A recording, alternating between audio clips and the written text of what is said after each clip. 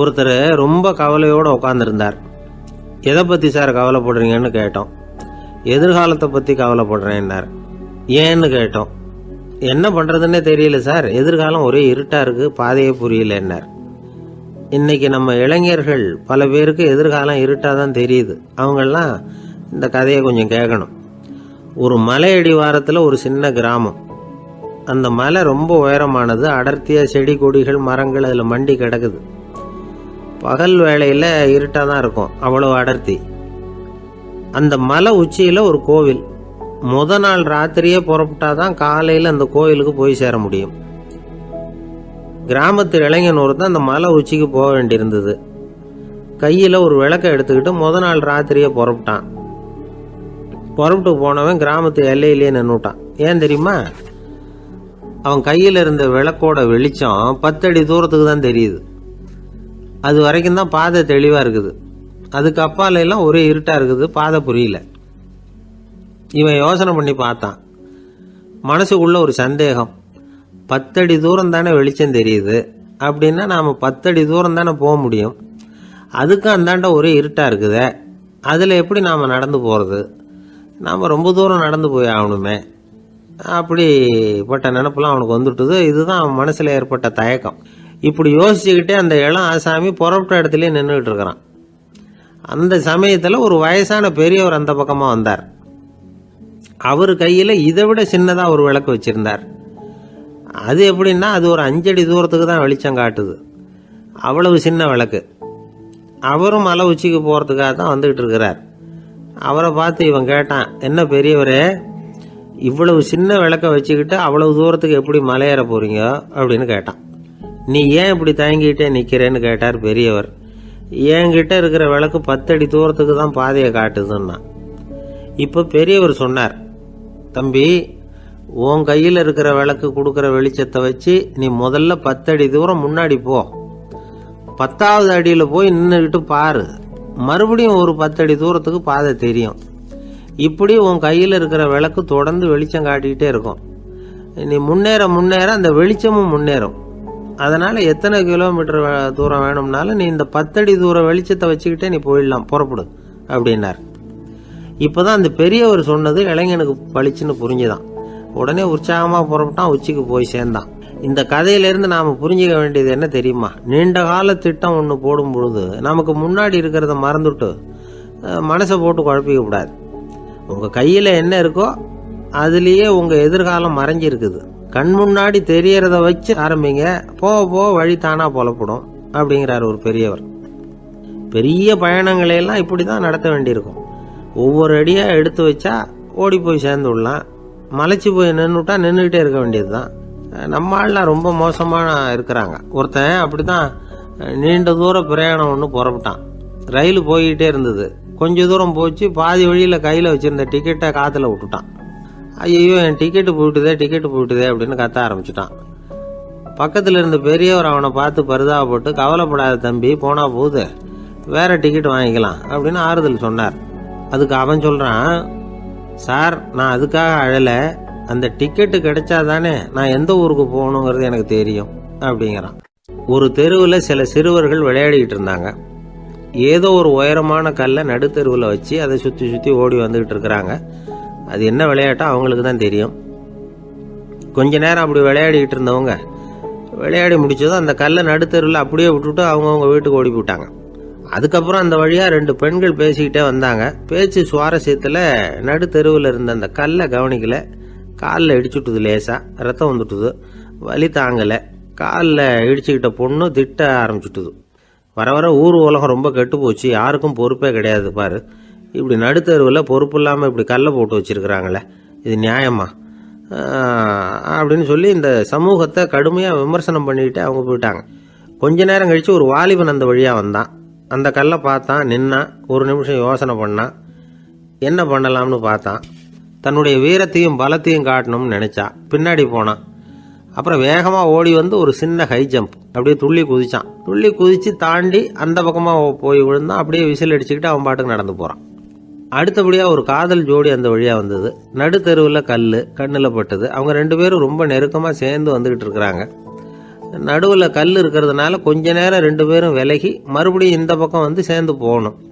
கொஞ்ச நேரம் நாம் பிரிய வேண்டி இருக்குதே அப்படின்னு வருத்தத்தோட முணுமுணுத்துக்கிட்டே இந்த பக்கம் வந்தாங்க. அதுக்கப்புறம் வழக்கம் போல் சேர்ந்து அவங்க பாட்டுக்கு எதிர்காலத்தை பற்றி கற்பனை பண்ணிக்கிட்டே போயிட்டாங்க.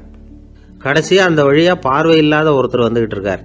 அவர் கையில் வழக்கமாக வச்சிருக்கிற அந்த ஊன்றுகோல், கையில் இருக்கிற அந்த ஊன்றுகோலால் தனக்கு முன்னாடி அப்படியே அப்படியே தட்டிக்கிட்டு பார்த்துக்கிட்டே அவர் மெதுவாக நடந்து வந்துக்கிட்டு இருக்கிறார். வழியில் இருக்கிற அந்த கல் தட்டுப்பட்டுது. உடனே நடுத்தெருவில் ஒரு கல் இருக்குங்கிறத அவர் புரிஞ்சுக்கிட்டார். உடனே குனிஞ்சார், அந்த கல்லை தடவி பார்த்து எடுத்தார், தெரு ஓரமாக கொண்டுட்டு போய் போட்டார். அதுக்கப்புறம் அவர் பாட்டுக்கு அவர் வழியில் நடந்து போனார். இப்போது இதில் பல பேர் வந்தாங்க போனாங்க. இவங்களில் பார்வை உள்ளவங்க யார், பார்வை இல்லாதவங்க யார்? இப்படி ஒரு கேள்வி கேட்டால் என்ன பதில் சொல்ல முடியும்? கொஞ்சம் யோசிச்சு பார்த்தா இன்னைக்கு பல பேர் இப்படி தான் இருந்துகிட்டு இருக்கிறோம். ஒரு ஆள் பார்க்கறதுக்கு பெரிய மனுஷன் மாதிரி இருக்கார். ஒரு தெரு வழியாக நடந்து வந்துக்கிட்டு இருந்தார். இருட்டு நேரம். வழியில் ஒரு பெரிய கல் கிடந்தது, கருங்கல். பார்த்தார், கொஞ்ச நேரம் யோசிச்சார். போய் தூக்கி பார்த்தா ரொம்ப கனமாக இருந்தது. இன்னொரு ஆள் சேர்ந்தாதான் தூக்க முடியும். இவர் உடனே ரோட்டோரமாக போய் ஒரு மரத்தடியில் உட்காந்துக்கிட்டார். 2 பக்கமும் பார்த்துக்கிட்டே இருக்கார், யாராவது வர்றாங்களான்னு. கொஞ்ச நேரத்தில் ஒருத்தர் வந்தார், இவருக்கு தெரிஞ்சவர். என்னங்க இந்த நேரத்தில் இங்கே உட்காந்துருக்குறீங்கன்னு கேட்டார் அவர். அதோ அந்த கருங்கல் அப்படின்னு சுட்டி காட்டினார். ஓ, அதை தூக்கி ஓரமாக போடணுமா? வாங்க 2 பேரும் தூக்கலான்னார் வந்தவர். நான் அதுக்காக உட்காந்துருக்கலேன்னார் இவர். பின்ன வேற எதுக்காகன்னார் அவர். ஒரு மனுஷன் கருங்கல்லில் காலை இடிச்சுக்கிட்டான்னா எப்படி துள்ளுவான்னு பார்க்கணுங்கிறது எனக்கு ரொம்ப நாளாக ஒரு ஆசை. அதுக்காக தான் உட்காந்துருக்கிறேன் அப்படின்னாராம். ஒரு நாள் ஒரு தகப்பனார் தன்னுடைய பிள்ளைய அழைச்சிட்டு வந்தார். சார், இவன் சரியாக படிக்க மாட்டேங்கிறான், பெரியவங்களை மதிக்க மாட்டேங்கிறான். நீங்கள் கொஞ்ச நாள் இவனுக்கு குருவாக இருந்து நல்ல விஷயங்களை சொல்லி கொடுத்தா தேவையில்லைன்னார். பெரியவங்களையே மதிக்காதவன் எப்படி என்ன மதிக்க போகிறான் அப்படிங்கிறது நமக்கு யோசனை வரும் இல்லையா? வேணாங்க, என்னை விட்டுருங்க அப்படின்னோம். அவர் விட மாட்டேன்னு விட்டார். இல்லைன்னா அவரே சிஷ்யன் ஆகிடுவார் போல இருந்தது. சரி, வேற வழி இல்லாமல் அந்த பையனையே என்னுடைய சீடை நான் ஏற்றுக்கிட்டு உபதேசம்லாம் பண்ண ஆரம்பித்தோம். அதாவது குரு பக்தின்னா அது எப்படி இருக்கணுங்கிறத பற்றி சொல்லி கொடுத்தோம் அவனுக்கு. சதமகர் அப்படின்னு ஒரு குரு இருந்தார். அவருக்கு ஒரு சீடர். அவன் பேர் துளசி சைதன்யன், நைஷ்டிக பிரம்மச்சாரி. தன்னுடைய குருவுக்கு எந்த நேரத்தில் எது தேவைங்கிறத புரிஞ்சுக்கிட்டு சேவை செய்கிறவன். ஆனால் இவனை பற்றி மற்ற சீடர்களுக்கு பொறாமல் வந்துட்டுது. இவன் மட்டும் இப்படி இருக்கானேன்னு உடனே குரு கிட்ட போய் கோல் மூட்டினாங்க. அவன் சரியில்லை, அவன் நடந்துக்கிறது சரியில்லை, அப்படி இப்படின்னு எதையாவது சொல்லி. இருந்தாலும் இதையெல்லாம் அந்த குரு நம்பலை. அவருக்கு தெரியும் யார் யார் எப்படின்னு. துளசி சைதன்யன் பெருமையை மற்ற சீடர்களுக்கு உணர்த்தணும் அப்படின்னு நினைச்சார். அதுக்கு ஒரு வழி பண்ணார். ஒரு நாள் சீடர்களை எல்லாம் கூப்பிட்டுக்கிட்டு ஒரு காட்டு வழியாக போய்கிட்டு இருந்தார். அங்கே ஒரு பெரிய மலை அருவி கொட்டிக்கிட்டு இருந்தது. குரு சீடர்கள் பக்கம் திரும்பினார். இந்த மலையின் மேலே இருந்து அந்த படுபாதாளத்தில் குதிக்கிறதுக்கு உங்களில் யார் தயார் அப்படின்னு கேட்டார். ஒரு சீடனும் வாயை திறக்கலை, ஒதுங்கி நின்றுக்கிட்டாங்க. பின்னாடி மூட்டை முடிச்சோடு வந்துக்கிட்டு இருந்தான் துளசி சைதன்யன். அவனை பார்த்தார். தபாருப்பா, நீ மேலே இருந்து அந்த அருவியில் குதி அப்படின்னார். அப்படியே செய்கிறேன் சுவாமின்னா ஓடி போய் பொத்துன்னு குதிச்சுட்டான். அடுத்த கணமே குருநாதர் தன்னுடைய யோக சக்தியால் பறந்து போய் அவன் கீழே விழுந்துடாமல் தாங்கி பிடிச்சி கொண்டுகிட்டு வந்துட்டார். மற்ற சீடர்களுக்கெல்லாம் ஒரு மாதிரி ஆயிட்டுது. அடுத்தபடியாக என்ன பண்ணலாம்னு யோசிச்சாங்க இவனை மாட்டி விடுறதுக்கு. ஒரு நாள் வெத்தலை அடிக்கிற ஒரு சின்ன உரலையும் உலக்கையையும் எடுத்து ஒளிய வச்சுட்டாங்க. சதமகர் சன்னியாசி இல்லை, அவர் வெத்தலை போடுவார். பல்லு சரியில்லை, அதனால் இடித்து தான் வெத்தலையை போடணும். திடீர்னு வெத்தலை பாக்கு கேட்டார். வழக்கமாக உரலில் இடித்து தர்றது தான் துளசியின் பழக்கம். உரலை தேடினா கிடைக்கல, என்ன பண்ணுறது? குரு கேட்டுவிட்டாரே, குரு சேவை தானே முக்கியம். என்ன பண்ணால் வெத்தலை பாக்க தன்னுடைய வாயில் போட்டு முன்னும் அதை எடுத்து அவர்கிட்ட கொடுத்துட்டான். குரு எதையோ படிச்சுக்கிட்டே அதை வாங்கி வாயில் போட்டுக்கிட்டார். துளசி இன்னைக்கு தாம்பூலம் நல்லா இடிக்கப்பட்டிருக்கு, ருசியாக வேற இருக்குது, அதை இடித்த பாத்திரத்தை என் கண்ணால் பார்க்கணும்னு ஆசையாக இருக்குன்னு விட்டார். அதை மட்டும் அனுப்பி போய் நீ வர வேண்டான்னு வேற சொல்லிவிட்டார். இதை கேட்டதும் துளசி தவிச்சு போயிட்டான். இவன் போகாமல் எப்படி வாயை மட்டும் அனுப்பி வைக்க முடியும்? இவன் தவிக்கிறத பார்த்ததும் மற்ற சீடர்களுக்கெல்லாம் மனசுக்குள்ளே ரொம்ப சந்தோஷம். துளசி கொஞ்சமும் யோசிக்கலை. வாழை எடுத்தான், தன்னுடைய தலையவே அப்படியே அறுத்து வெட்டி எடுத்தான். இன்னொரு சீடங்கிட்ட கொடுத்துட்டான், எடுத்துகிட்டு போகணும்னு சொல்லி. கொண்டுட்டு போய் குரு முன்னாடி வைக்கிறாங்க. அந்த தலையில் வாய் திறந்துருக்கு, வெத்தலை போட்டு முன்னு இருந்தது, தெரிஞ்சு போச்சு, சிவப்பாக இருந்தது. அவனுடைய குரு பக்தியை இப்போ எல்லாரும் ஒத்துக்கிட்டாங்க. அதுக்கப்புறம் குரு சதமகர் தன்னுடைய அற்புத திறமையினால அந்த தலையை மறுபடியும் ஒட்ட வச்சுட்டார். துளசிக்கு உயிர் வந்துட்டுது. இப்படி ஒரு பெரிய கதை உண்டு. அதாவது துளசி சைதன்யன் அவனுடைய குரு பக்தி எப்படி அப்படின்னு கேட்டோம். ரொம்ப அபாரம் அப்படின்னு அந்த பையன் அடக்கமாக சும்மா விளையாட்டுக்காக தான் அப்படி அவங்ககிட்ட கேட்டோம். ஏன்பா உன்னுடைய குரு பக்தியை என்கிட்ட காட்டுறதுக்கு உன்னோட கழுத்தை நீயே அறுக்கணும்னு நான் சொன்னா அதை நீ செய்வியா அப்படின்னு கேட்டோம். என்னுடைய கழுத்தை நானே அறுக்க வேண்டிய அவசியம் இல்லை சார் அப்படின்னா அவன். ஏண்டான்னு அதே காரியத்தை தான் இனிமேல் நீங்கள் தினமும் செய்ய போறீங்களே சார் அப்படிங்கிறான். ஆசைப்படுறதுல தப்பு இல்லை, ஆனால் அந்த ஆசை தேவைக்கு தகுந்த மாதிரி இருக்கணும். தேவைக்கு மீறிய ஆசைகள் இருக்கு பாருங்க, அது தேவையில்லை. இந்த கருத்தை வலியுறுத்தது மாதிரி ஒரு கதை உண்டு. தேவேந்திரனுக்கு திடீர்னு வீடு கட்டணும்னு ஒரு ஆசை வந்துதான். வீடுன்னா நாம கட்டுற மாதிரி இல்லை. தேவேந்திரன் வீடுன்னா சும்மாவா, ஒரு பிரம்மாண்டமான அரண்மனை கட்டணும். அது மாதிரி இந்த 3 லோகத்திலையும் ஒரு அரண்மனை கிடையாது அப்படின்னு எல்லாரும் சொல்லணும். இது அவனோட ஆசை. உடனே தேவ தச்சரான விஸ்வகர்மாவை கூப்பிட்டான், உத்தரவு போட்டான். விஸ்வகர்மா தன்னுடைய உதவியாளர்களை எல்லாம் கூப்பிட்டு ஒன்னா சேர்த்துக்கிட்டார். படாத பாடுபட்டு ஒரு பெரிய அரண்மனையை கட்டி முடிச்சார். கட்டி முடிக்க 1000 வருஷம் ஆச்சு. தேவேந்திரன் பார்க்குறான். அவனுக்கு திருப்தி ஏற்படலை. என்னுடைய அந்தஸ்துக்கு இது ரொம்ப சாதாரணமான கட்டிடம், இதை விட இன்னும் பெருசாக கட்டு அப்படின்னா. தேவ தச்சர் திணறி போயிட்டார். அவரால் அதுக்கு மேலே எதுவும் செய்ய முடியல. என்ன பண்ணுறதுன்னு யோசனை பண்ணார். நேராக நாரதர் காலில் போய் விழுந்தார். நீங்கள் தான் என்னை இந்த பிரச்சனையிலேருந்து காப்பாற்றணும்னார். நாரதர் யோசனை பண்ணார். சரி கவலைப்படாதேன்னார். நேராக இந்திரன்கிட்ட போனார். இந்திரன் நாரதரை பார்த்த உடனே வாங்கன்னு கூட்டிகிட்டு போய் அரண்மனையை காட்டினான். இது மாதிரி ஒரு அரண்மனையை நீங்கள் வேற எங்கேயாவது பார்த்துருக்குறீங்களா அப்படின்னு ரொம்ப பெருமையாக கேட்டான். நான் பார்த்ததில்லை, ஆனால் என்னை விட வயசில் மூத்தவர் மகரிஷி லோமேசர், அவர் ஒரு வேளை பார்த்துருக்கிறாரா என்னமோ அப்படின்னார். உடனே அவரை மனசில் நினச்சி தியானம் பண்ணினார். அடுத்த கணம் லோமேசர் அங்கே வந்தார். இடையில ஒரு சின்ன துண்டு, கையில் ஒரு கமண்டலம், தலையில் ஒரு பாய், அவ்வளவுதான் அவர்கிட்ட இருந்தது. எதுக்காக தலையில் இந்த பாய் அப்படின்னு கேட்டான் இந்திரன். என்ன மாதிரி அற்ப ஆயுள் உள்ள ஒரு ஜீவன் தனியாக வீடு கட்டிக்கிட்டு திண்டாடணுமா? இந்த பாய் தான் ஒரு வீடு மாதிரி எனக்கு நிழல் கொடுக்குது அப்படின்னார் அவர். என்னது உங்களுக்கு அவ்வளவு கொஞ்சமான ஆயுளா அப்படின்னு ஆச்சரியத்தோடு கேட்டான் இந்திரன். ஆமாம், இதை பாரு, என்னுடைய மார்பில் ஒரு பொற்காசு அளவுக்கு ரோமம் உதிர்ந்துட்டுது. எப்போ என் உடம்புல உள்ள எல்லா ரோமமும் உதிர்ந்துருமோ அப்போ என்னுடைய ஆயுள் முடியும் அப்படின்னார். எப்போ அந்த ரோமங்கள் பூரா உதிரும்னு கேட்டான் இவன். ஒரு பிரம்மா மறைஞ்சதும் ஒரு ரோமம் உதிரும். என் உடம்புல உள்ள ரோமங்களின் எண்ணிக்கை எவ்வளவோ அவ்வளவு பிரம்மாக்கள் தோன்றி அவங்க ஆயுள் முடியும் பொழுது என் உடம்புல உள்ள ரோமங்கள் பூரா உதிரும் அப்படின்னார். அப்படின்னா ஒரு பிரம்மாவோட ஆயுள் எவ்வளவு காலம்னு கேட்டான். ஒரு பிரம்மாவுக்கு 100 தேவ வருஷம். ஒவ்வொரு தேவ வருஷத்துக்கும் 365 தேவ நாள். ஒவ்வொரு தேவ நாள்லையும் ஒன்ன மாதிரி 14 இந்திரர்கள் தோன்றி மறைகிறாங்க அப்படின்னு மகரிஷி லோமேசர் சொல்றார். இதை கேட்டதும் இந்திரன் ஆடி போயிட்டான். அவ்வளவு ஆயுள் உள்ள இவரே அற்ப ஆயுள்னு சொல்றார். நான் என்னுடைய ஆயுளை பெருசாக நினச்சிக்கிட்டு பிரம்மாண்டமான அரண்மனை கட்டணும்னு ஆசைப்படுறேனே அப்படின்னு நினச்சான். எனக்கு வீடு கட்டின வரைக்கும் போதும்னு விட்டான். அதனால் நாமெல்லாம் நம்முடைய தேவைக்கு தகுந்த மாதிரி ஆசைப்படுறது தான் நியாயம். ஆனால் அப்படியே நடந்துக்கிறோம். மனுஷன் கடவுளையே ஏமாற்றி காசு வாங்கிறதுக்குள்ள ஆசைப்படுறான். ஒருத்தன் கடவுளை நினச்சி தவம் இருந்தான்.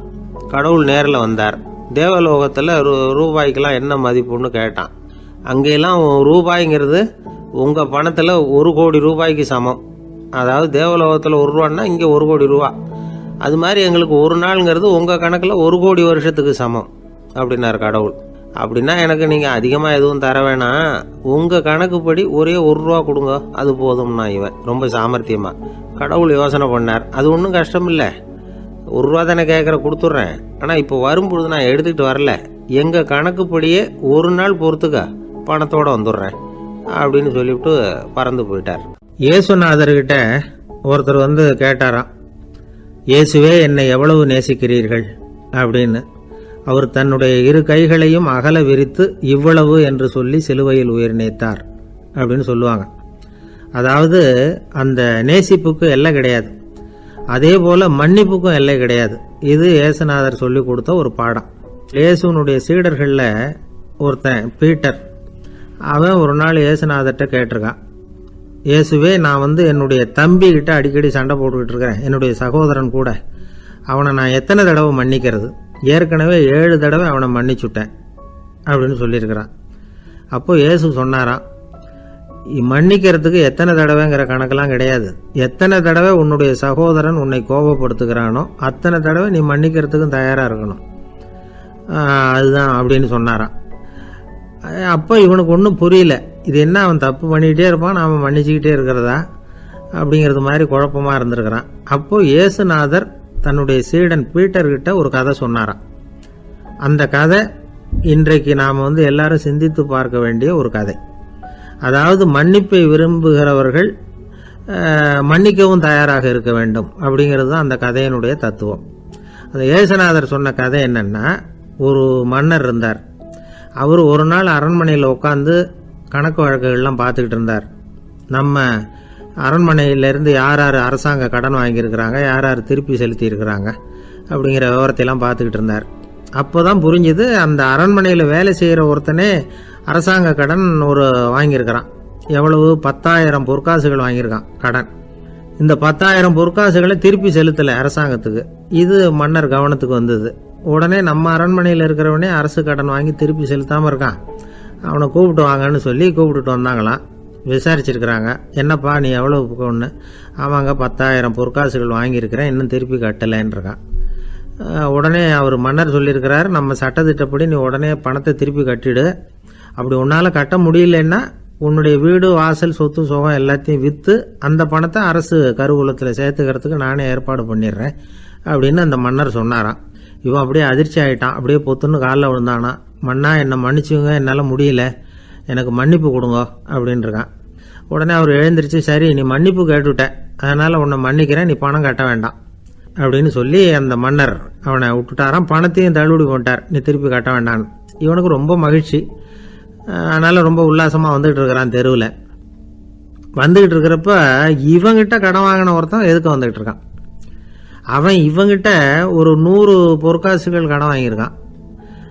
அவன் வந்தான், இவன் போய் அவன் சாட்டையை பிடிச்சிக்கிட்டான், நீ எப்படா என் கடனை திருப்பி கொடுக்க போகிறேன்னு.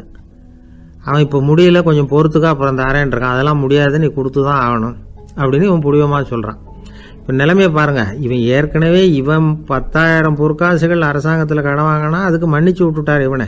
ஆனால் இவன் இன்னொருத்தனை மன்னிக்கிறதுக்கு தயாராக இல்லை. இவங்கிட்ட கடன் வாங்கின இன்னொருத்தன் 10 பொற்காசுகள், அவனை மன்னிக்க தயாராக இல்லை. அவனை கொண்டு போய் நீதிமன்றத்தில் கொண்டு போய் நிறுத்தி தண்டனை வாங்கி கொடுத்துட்டான்.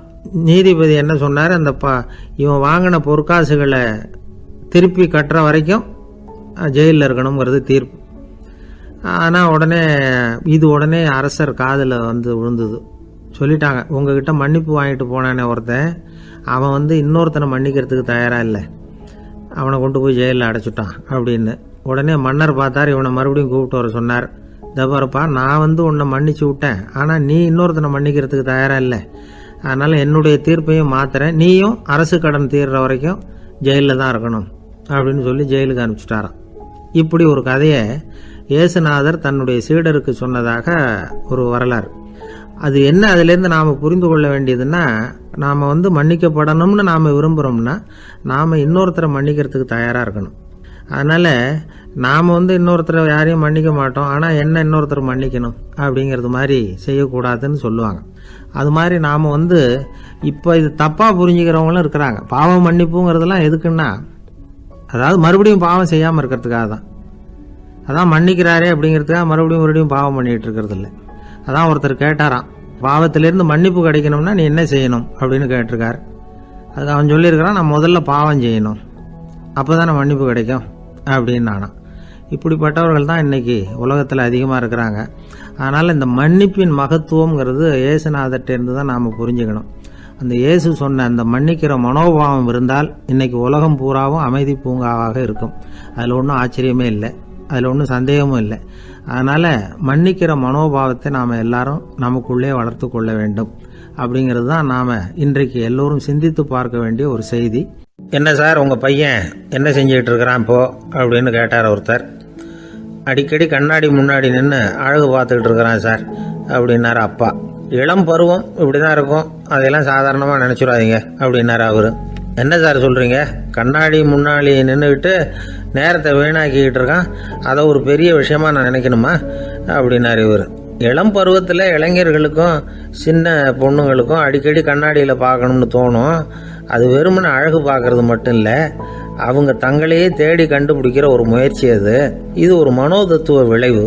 இது வரைக்கும் சின்ன பிள்ளையா இருந்துட்டோம், இனிமேல் நாமளும் மற்றவங்க மாதிரி மனிதர்கள் தான் அப்படிங்கிற உணர்வு அவங்களுக்கு வருது. தங்களோட முகம் எப்படி இருக்குது, அழகு எப்படி இருக்குது, உடம்பு நேரம் எப்படி இருக்குது, முடி எப்படி இருக்குது அப்படிங்கிறதையெல்லாம் கண்டுபிடிக்கிறாங்க. அதுக்கப்புறம் இன்னொரு ஆணோ பொண்ணோ தன்னை கவனிக்கணும் அப்படின்னு நினைக்கிறாங்க. இதெல்லாம் மனோதத்துவ உண்மைகள், இதெல்லாம் இயற்கை. இதை பார்த்துட்டு பெற்றவங்க பிள்ளைங்க கெட்டு போட்டாங்க அப்படின்னு நினைக்கக்கூடாது, அவங்கள திட்டிக்கிட்டே இருக்கக்கூடாது. இன்னைக்கு பல குடும்பங்களில் இதுதான் நடந்துக்கிட்டு இருக்குது. மனுஷ வாழ்க்கையிலேயே இப்படியும் இல்லாத அப்படியும் இல்லாத ஒரு பருவம் இளம் பருவம். 13லேருந்து 19 வயசுக்கு உட்பட்ட ஆண்கள் பெண்கள் இந்த வகையை சேர்ந்தவங்க, டீனேஜ் குரூப். இவங்களை சின்னவங்கன்னு நினச்சிட முடியாது, பெரியவங்கன்னு நினச்சிட முடியாது. இவங்க ரொம்ப சென்சிட்டிவ். சமூகம் நினச்சா இவங்களை நல்லவங்களாகவும் ஆக்கலாம், கெட்டவங்களாகவும் ஆக்கலாம். கொஞ்சம் அக்கறை எடுத்துக்கிட்டால் பெரிய பெரிய மேதைகளையும் விஞ்ஞானிகளையும் உருவாக்கலாம். ஆனால் நடக்கிறது என்ன தெரியுமா? அநேகமாக இவங்களை யாருமே சரியாக புரிஞ்சுக்கிறது இல்லை, இவங்களை சரியாக நடத்துறதும் இல்லை.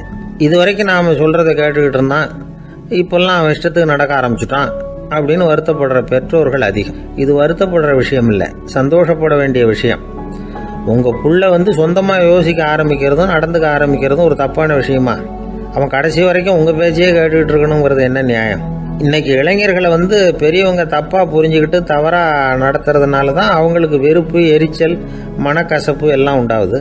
பெற்றவங்க சரியாக மதிக்கிறது இல்லை அப்படிங்கிற ஒரே காரணத்தினாலேயே வீணாக போகிற பிள்ளைங்க இன்றைக்கி அதிகம். சரி, பெற்றவங்களுக்கு இன்றைக்கி என்ன தான் புத்தி சொல்ல வர்றீங்க அப்படின்னு கேட்குறீங்களா? நாம் எதையும் சொல்ல வரல, ஆனால் அது சம்பந்தமான சில நிபுணர்கள் சொல்லியிருக்கிறத உங்கள் காதில் போட்டு வைக்கலாம். அது என்னென்னா, பிள்ளைங்க கிட்ட அன்பு செலுத்துங்க. குழந்தையா இருந்தப்போ எவ்வளவு பாசமாக இருந்தீங்க, வளர வளர அதை ஏன் குறைச்சிக்கிறீங்க? பெற்றவங்களின் அன்பான வார்த்தைகளுக்கு ஏங்குறவங்க தான் இன்றைய இளைஞர்கள். அவங்க எதை சொன்னாலும் அதை அக்கறையாக காது கொடுத்து கேளுங்க, அலட்சியப்படுத்தாதீங்க. அவங்க விரும்புறது உங்ககிட்ட இருந்து ஒரு மதிப்பு, மரியாதை, அங்கீகாரம், இவ்வளவுதான். அவங்க அவங்களாவே முடிவுகள் எடுக்கட்டும், அதுக்கு நீங்கள் உதவியாக இருங்க, அது போதும். மற்றவங்க முன்னாடி, முக்கியமாக அவங்க நண்பர்கள் முன்னாடி அவங்கள பற்றி மட்டமாக பேசாதீங்க. அவங்கக்கிட்ட பொய் சொல்லக்கூடாது. நீங்கள் சொன்னது பொய்ன்னு தெரிஞ்சு போச்சுன்னா உங்கள் பேரில் அவங்களுக்கு இருக்கிற மதிப்பு போயிடும், நம்பிக்கை போயிடும். அவங்களுக்கு முன்னாடி நீங்கள் சண்டை போடக்கூடாது. உங்கள் பிள்ளைய எப்பவும் இன்னொரு பிள்ளையோட ஒப்பிட்டு பேசுகிற வேலையே வேணாம். கூட பிறந்த மற்றவங்களோட கூட ஒப்பிடக்கூடாது. இப்படி செஞ்சால் அவன் உங்ககிட்டையும் பிரியமாக இருக்க மாட்டான், அவங்ககிட்டையும் பிரியமாக இருக்க மாட்டான். புள்ள எங்கே போகிறான், என்ன பண்ணுறான் அப்படின்னுலாம் துப்பறிஞ்சிக்கிட்டு இருக்கக்கூடாது. இளைஞர்கள் தனிமையை விரும்புகிறவங்க. அவங்கள பெட்டியில் வச்சு மூடி பாதுகாக்கணும்னு நினைக்கக்கூடாது. அவங்கள எப்படி பாதுகாக்கிறது அப்படிங்கிறது அவங்களுக்கே தெரியும். உங்கள் புள்ள எப்படி நடந்துக்கணும்னு நீங்கள் எதிர்பார்க்குறீங்களோ அது மாதிரி நீங்கள் நடந்து காட்டுங்க, அது போதும். ஒரு வீட்டில் அப்பாவும் அம்மாவும் பேசிக்கிட்டு இருக்கிறாங்க. என்னங்க, நம்ம பொண்ணு பெரியவளாயிட்டா, அடிக்கடி கண்ணாடி முன்னாடி போய் நின்றுக்கிட்டு இருக்கிறா, சீக்கிரமாக ஒரு பையனை பார்த்து கல்யாணத்தை முடிக்காமல் இப்படி மசன்னு கல் மாதிரி உட்காந்துருக்குறீங்களே அப்படின்னு சத்தம் போட்டாங்க அந்த அம்மா. அவசரப்படாத, பார்க்கறதுக்கு கண்ணுக்கு அழகாக லட்சணமாக புத்திசாலியாக ஒரு பையன் கிடைக்க வேணாமா, அதுதான் பார்த்துக்கிட்டு இருக்கிறேன் அப்படின்னார் அப்பா. இதுக்கு அந்த அம்மா சொல்கிறாங்க, எங்கள் அப்பா இப்படியெல்லாம் நினச்சிக்கிட்டு இருந்திருந்தா எனக்கு கல்யாணமே ஆயிருக்காது தெரியுமா அப்படின்னாங்களாம். ஒரு வயசான அம்மா தெரு வழியாக போயிட்டு இருந்தாங்க. அவங்க கையில் என்னத்தையோ வச்சுக்கிட்டு அதை அடிக்கடி பார்த்துக்கிட்டே இருந்தாங்க. ஒருத்தன் மெதுவாக அவங்கக்கிட்ட போய் கையில் இருக்கிறது என்ன அப்படின்னு எட்டி பார்த்தா அவங்க கையில் 4 பல் இருந்துதான். இவன் ஆச்சரியமாக அந்த அம்மாவை பார்த்தான். ஏம்மா, உனக்கு என்ன பைத்தியமா, ஏது இந்த பல், இதை என்னத்துக்காக கையில் வச்சுக்கிட்டு அலைஞ்சிக்கிட்டு இருக்கிற அப்படின்னு கேட்டிருக்கான். அதுக்கு அந்த அம்மா விவரம் சொல்ல ஆரம்பித்தாங்களாம். இதை பாருப்பா, எனக்கு ஒரு மகன் இருந்தான், அவனை ரொம்ப செல்லமாக வளர்த்தேன். அவனை தரையிலேயே நடக்க விடுறதில்ல, எப்பவும் தூக்கி வச்சுக்கிட்டு இருப்பேன். அவன் நல்லா பெரியவனாகி பள்ளிக்கூடம் போகிறப்ப கூட அவன் புஸ்தக மூட்டையை நான் தான் சுமந்துக்கிட்டு போவேன்.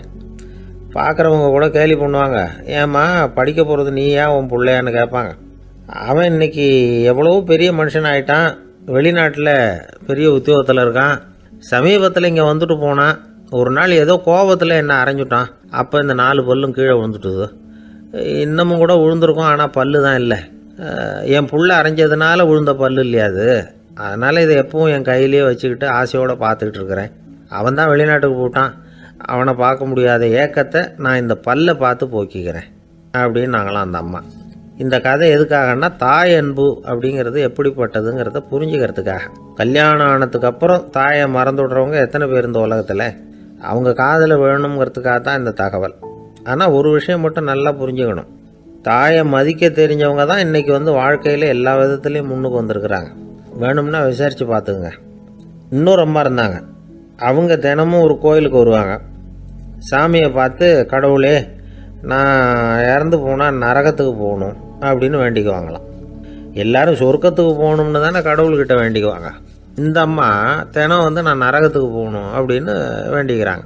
அங்கேருந்து அர்ச்சகருக்கு இது சந்தேகம். ஒரு நாள் அதை நேரடியாகவே அவங்கக்கிட்ட கேட்டுவிட்டார்.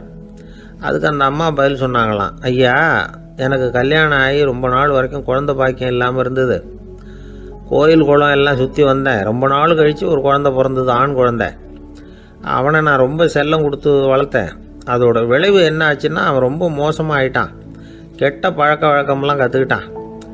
அவன் இறந்து போனால் நிச்சயம் அவனுக்கு நரகம்தான் கிடைக்கும். அந்த அளவுக்கு கெட்டவன் அவன். அப்படிப்பட்ட காரியங்கள்லாம் பண்ணிகிட்ருக்கான், எனக்கு தெரியும். இவனுக்காக நரகத்தில் கூட யாரும் தயவு காட்ட மாட்டாங்க, தாட்சண்யம் காட்ட மாட்டாங்க.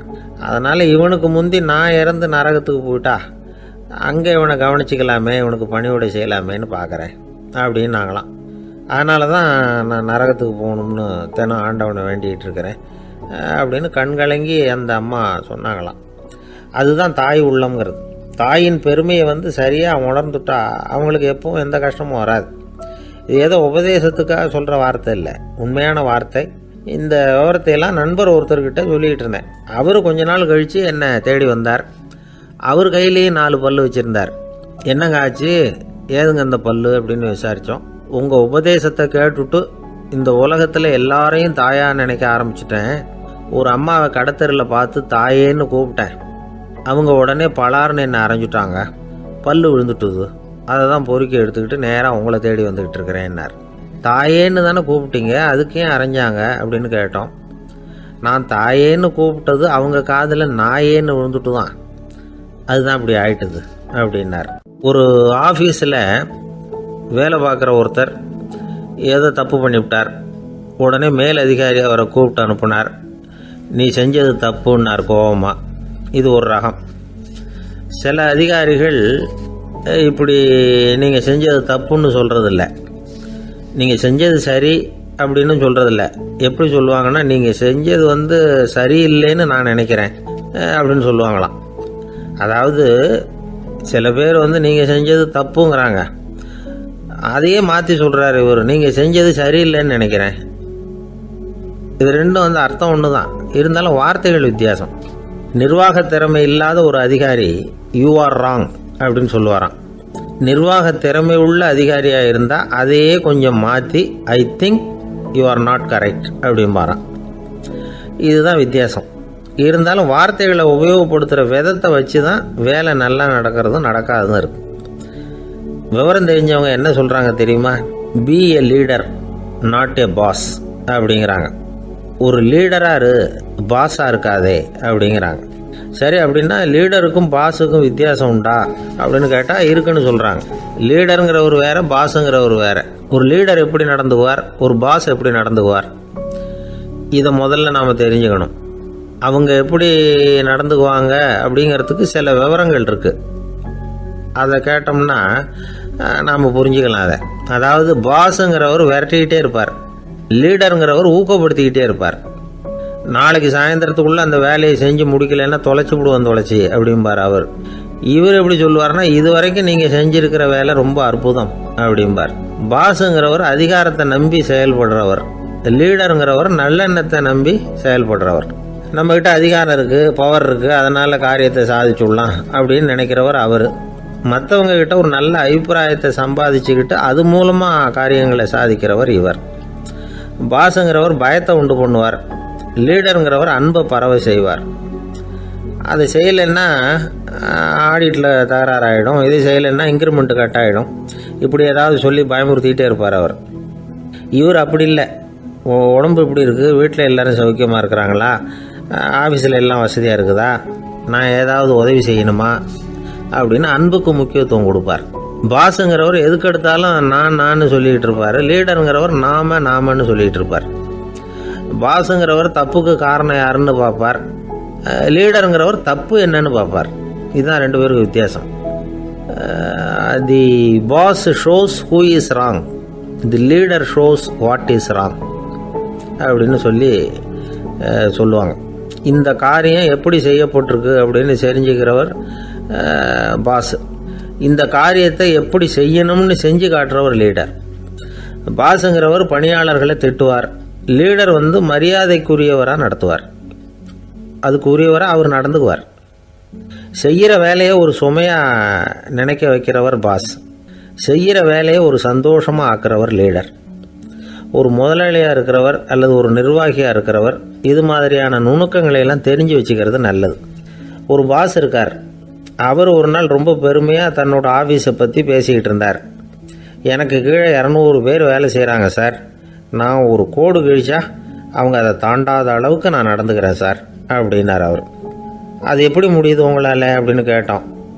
நான் கோடே கிழிக்கிறதில்ல சார் அப்படின்னார். ஒருத்தர் மனசில் நிம்மதி இல்லாமல் உட்காந்துருந்தார். என்ன சார் விஷயம் அப்படின்னு விசாரித்தேன். அகலக்கால் வச்சுட்டேன், அதுதான் அவதிப்படுறேன்னார். விவரமாக சொல்லுங்கன்னு. வீடு கட்டணும்னு ஆரம்பித்தேன், வேலை பாதியிலே நிற்கிது, கையில் பணம் இல்லை அப்படின்னார். இது மாதிரி ஆசாமிகள் பல பேரை நீங்கள் பார்த்துருக்கலாம். இவங்கெல்லாம் சுலபமாக மன அழுத்தத்துக்கு ஆளாயிடுறாங்க. மன உளைச்சல், அதாவது ஸ்ட்ரெஸ் அப்படின்னு சொல்கிறோமே, அதுக்கு அடிப்படையான சில காரணங்கள் உண்டு. அதாவது மிகையாக திட்டமிடுதல் அப்படிங்கிறதும் ஒரு முக்கியமான காரணம்.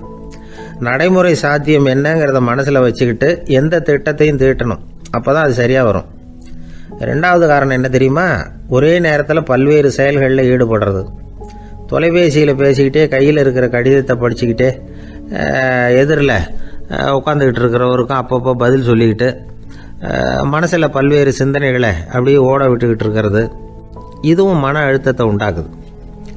மூணாவது காரணம், எதிலேயும் வெற்றி மட்டும் எதிர்பார்க்குற ஒருதலைப்பட்சமான ஆர்வம். நாம் தொட்டதெல்லாம் வெற்றியாகவே முடியணும் அப்படின்னு எதிர்பார்க்குறவங்க ஏதாவது ஒன்றில் தோல்வியை கண்டால் தோண்டு போயிடுறாங்க. எப்படியும் முடியலாம்ங்கிற எண்ணம் ஏற்கனவே நமக்குள்ளே இருந்துட்டுதுன்னா அந்த அவஸ்தை வராது. அதனால் அதுவும் நம்ம வளர்த்து கொள்ள வேண்டிய ஒரு குணம். மன உளைச்சல் ஏற்படுறதுக்கு இன்னொரு காரணம், எதையும் வேகமாக செஞ்சுடணும் அப்படிங்கிற துடிப்பு. அந்த துடிப்பே மனசை அழுத்த ஆரம்பிச்சிடும். எந்த ஒரு காரியத்திலையும் தாமதமோ இடையூறோ ஏற்பட்டால் அதை பொறுத்துக்கிற மனப்போக்கம் வேணும். அது இல்லாதவங்க அழுத்தத்துக்கு ஆளாயிடுறாங்க. சில பேர் வேலைன்னு எந்த நேரம் பார்த்தாலும் வேலையே கதின்னு கிடப்பாங்க. பொழுதுபோக்குக்கோ உடற்பயிற்சிக்கோ குடும்பத்தில் உள்ளவங்க அல்லது நண்பர்கள் கூட கலந்துரையாடவோ கொஞ்சம் கூட நேரம் ஒதுக்க மாட்டாங்க. இந்த சுபாவம் மன அழுத்தத்தை உண்டு பண்ணும். இதையெல்லாம் புரிஞ்சுக்கிட்டு அதிலிருந்து விடுபடுறது எப்படின்னு யோசிக்கணும். வல்லுநர்கள் இது தொடர்பாக சில யோசனைகளை சொல்லி வச்சிருக்கிறாங்க. அது என்னன்னா, வாழ்க்கைங்கிறது பிரச்சனைகளால் பின்னப்பட்ட ஒன்று. அது எப்போவுமே முடிவடையாத ஒரு தொடர்கதை அப்படிங்கிறத முதல்ல நாம் புரிஞ்சுக்கணும். ஒரே நேரத்தில் ஒரு காரியத்தில் மட்டுமே நாம் கவனம் செலுத்தணும். அடுத்தவங்க காரியத்தில் தலையிடக்கூடாது. எதையும் பேச ஆரம்பிக்கிறதுக்கு முன்னாடி நம்மை நாமே கேட்டுக்க வேண்டிய கேள்வி 2. 1, நான் சொல்ல போகிறது ரொம்ப முக்கியமானதா? 2வது, நான் சொல்கிறத அவங்க கேட்குறதுக்கு ஆசைப்படுறாங்களா? நான் பேசுகிறதுக்கு அது சரியான நேரம் தானா? இதை யோசித்து பார்த்ததுக்கப்புறம் எதையும் பேச ஆரம்பிக்கணும். முடிஞ்ச அளவுக்கு வளைந்து போகிற சுபாவத்தை வளர்த்துக்கணும். நம்ம நேரம் விலை மதிப்பு இல்லாதது, அதை வீணாக்கக்கூடாது. சிரிக்க தெரியலனாலும் பரவாயில்ல, முகத்தில் கொஞ்சம் புன்முறுவலாவது காட்டணும். இதெல்லாம் ரொம்ப முக்கியம். அடுத்தவங்க ஏதாவது செஞ்சால் உடனே நன்றி சொல்ல மறக்கக்கூடாது. தினமும் கொஞ்சம் நேரத்தை தனிமையில் செலவு பண்ணணும். மன உளைச்சலிருந்து விடுபடுறதுக்கு 3 முக்கிய வழிகள் சொல்கிறாங்க. அதை சுருக்கமாக ரெட் அப்படின்னு சொல்கிறாங்க. RED ஆங்கில எழுத்தில். அந்த முதல் எழுத்து R, அது என்னென்னா ரிலாக்ஸேஷன், அதாவது இடை ஓய்வு. 2வது E எக்ஸர்சைஸ், உடற்பயிற்சி. 3வது டயட், திட்டமிட்ட உணவு முறை. அதனால் தியானம், மூச்சு பயிற்சி இதெல்லாம் இந்த இடை ஓய்வுக்கு வழிகள். எந்த வேலையையும் தொடர்ந்து செய்யக்கூடாது. எல்லார்கிட்டையும் கலகலப்பாக பழகணும். மாதத்துக்கு 1 நாளாவது குடும்பத்தோடு வெளியில் போயிட்டு வரணும். சுலபமான உடற்பயிற்சிகளை செய்யலாம். உடற்பயிற்சிங்கிறது நமக்காக நாம் செய்கிற ஒரு நீண்டகால முதலீடு அப்படின்னு சொல்லுவாங்க. அதாவது லாங் டேர்ம் இன்வெஸ்ட்மெண்ட்டாக. அளவோடு சாப்பிட்ணும், மெதுவாக சாப்பிட்ணும். இதெல்லாம் கொஞ்சம் மனசில் வச்சுக்கிட்டு நடந்துக்கிட்டால் மகிழ்ச்சியாக வாழலாம். சில பேர் சாப்பாட்டு விஷயத்தில் ரொம்ப அக்கறை எடுத்துக்கிறது உண்டு. ஒரு குண்டு ஆசாமி சாப்பிட உக்காந்தார். முதல்ல ஒரு மாத்திரை சாப்பிட்டார். எதுக்குன்னு கேட்டோம். பசி எடுக்கிறதுக்குன்னார். சாப்பிட்டு முடித்தார். பிறகு மறுபடியும் ஒரு மாத்திரை சாப்பிட்டார். இது எதுக்குன்னு கேட்டோம். சாப்பிட்டது ஜீரணமாகறதுக்கு அப்படின்னார். என் நண்பர் ஒருத்தர் ஆழ்ந்த சிந்தனையில் இருந்தார். என்ன யோசனை பண்ணுறீங்கன்னு கேட்டேன். தலைவர் ஆகணும்னு பார்க்குறேன், அதுதான் என்ன வழின்னு யோசிச்சுக்கிட்டு இருக்கேன்னார். நான் கூட அது மாதிரி யோசித்து பார்த்தேன். அதுக்கப்புறம் அந்த யோசனையை கை விட்டுட்டேன் அப்படின்னோம். ஏன்னு கேட்டார். அதுக்கான தகுதிகள் நமக்கு இல்லைங்கிறது புரியுது. அது நமக்கு புரியறத விட நம்ம விட மற்றவங்களுக்கு நல்லா புரிஞ்சு போச்சு. அதனால் பேசாமல் கம்முன்னு இருந்துடுறது தான் நல்லது அப்படின்னோம். தலைவர் ஆகிறதுக்கு தகுதிகள் வேற உண்டோ அப்படின்னு கேட்டார். அவர் யதார்த்தமாக தான் கேட்குறார். நாங்கள் உடனே எங்ககிட்ட இருந்த ஒரு புத்தகத்தை எடுத்து அவர்கிட்ட கொடுத்தோம். படித்து பாருங்கன்னு. தலைவர் ஆகிறதுக்கு என்ன வழி அப்படிங்கிறத பற்றி அதில் போட்டிருக்கிறாங்க. முதல் வழி என்ன தெரியுமா? ஒரு 4 பேர் முன்னாடி இல்லைன்னா ஒரு கூட்டத்துக்கு முன்னாடி நீங்கள் பேச போகிறீங்க. அப்போ எப்படி ஆரம்பிக்கணும்னா, உண்மையான புகழ்ச்சி, நேர்மையான பாராட்டு, இதோடு ஆரம்பிக்கணும். எடுத்ததுமே அது சரியில்லை இது சரியில்லைன்னு பேசிகிட்டு இருக்கக்கூடாது.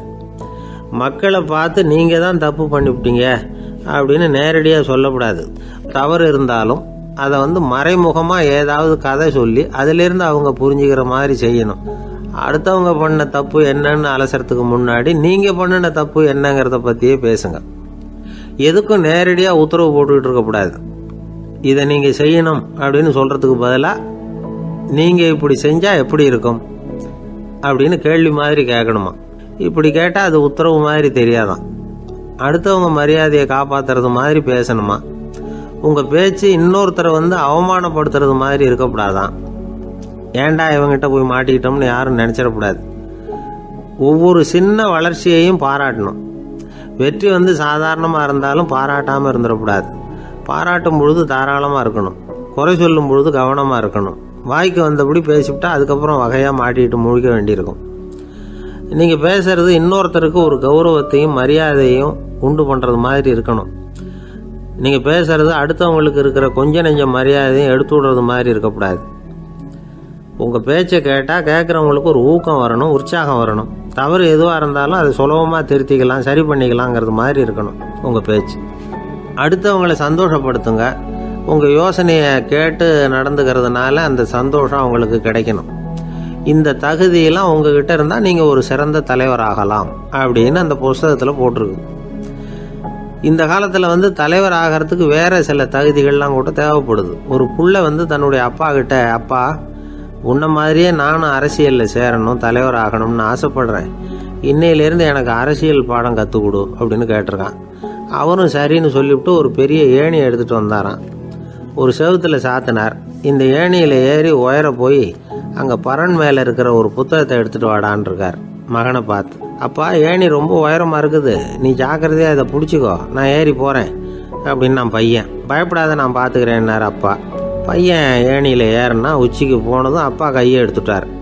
ஏணி அப்படியே சரிஞ்சுட்டுது. பையன் பொத்துன்னு கீழே விழுந்துட்டான். இடுப்பு பிடிச்சிக்கிட்டே எழுந்திரிச்சான்.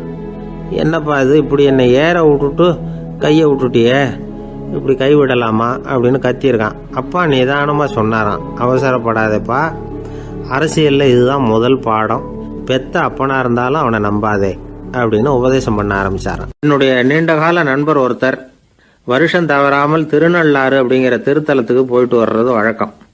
அங்கே என்ன சார் விசேஷம்னு கேட்கறது உண்டு. என்ன இப்படி கேட்குறீங்க? சனி பகவான் நலன் விருப்பப்படி அங்கே தானே எழுந்தருளி இருக்கிறார். அவரை போய் பார்த்து ஒரு கும்பிடு போட்டுட்டு வந்தா நம்ம பிடிச்சிருக்கிற சனியெல்லாம் விலகும் அப்படிம்பார். சத்தம் போட்டு சொல்லாதீங்க சார், வீட்டில் வேற யார் காதிலையாவது இது விழுந்துற போது அப்படின்னு சொல்கிறது உண்டு வர்றவங்க. இப்போது நான் சொல்கிறதுல உள்ள நியாயத்தை புரிஞ்சுக்கிட்டு அவரும் கொஞ்சம் எச்சரிக்கை உணர்வோடு நமக்கு நன்றி சொல்லுவார்னு வச்சுங்களேன். அதாவது பார்வை மூலமாகவே அந்த நண்பருக்கு ஆன்மீக விஷயங்கள்ல அதிக ஈடுபாடு உண்டு. அப்பப்போ சில புராண கதைகளை எல்லாம் சொல்றது உண்டு. ரொம்ப சுவாரஸ்யமா இருக்கும். எப்பவுமே புராண விஷயங்களை எல்லாம் அறிவியலுங்கிற தராசில வச்சு எடை போட்டுட்டு இருக்கக்கூடாது. அப்படி பார்த்தா அதெல்லாம் நம்ப முடியாத வெறும் கற்பனைகளா தோணும், மூட நம்பிக்கைகளாகவும் தெரியும். புராணங்களை புராணங்களாவே புரிஞ்சுக்கிறவங்களுக்கு அதெல்லாம் அர்த்தமுள்ள செய்திகளை உள்ளடக்கி இருக்கிறதாக தெரியும். அந்த வகையில தான் இந்த நண்பரும் நிறைய செய்திகளை சொல்றது உண்டு.